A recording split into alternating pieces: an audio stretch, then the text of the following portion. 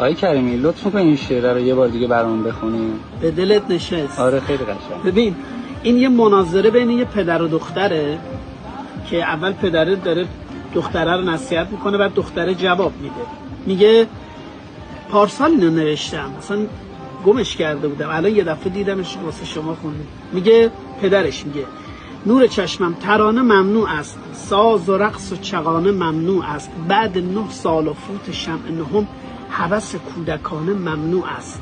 شیخ گفته است ما مسلمانیم، خرمن مو به شانه ممنوع است، در هوای لطیف بارانی عشوه دخترانه ممنوع است. با خودت درد دل کن آزادی، صحبت عاشقانه ممنوع است. چشم مؤمن عجیب حساس است، لب و دندان و چانه ممنوع است.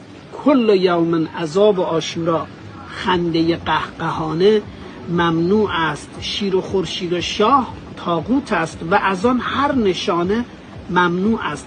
دختر آتش و مرد باروت است، پس بپوشان شراره ممنوع است. هر بلایی سرتون نازل شد اعتراض شبانه ممنوع است.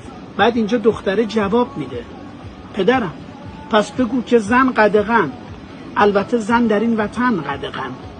هنر و علم و کار ممنوع است، زیر باران قدم زدن قدغن. شیختان گفته خنده ممنوع است، پیچش عشوه در بدن قدغن. پس شما هم بگو به دختر شیخ رقص در برج منحتن قدغن.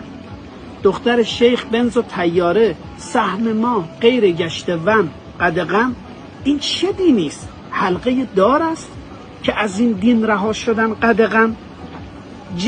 جد شما مسلمان شد، حکم شمشیر بود و لن قدغن. حال اگر من به انتخاب خودم نپذیرم سرم بتن قدغن.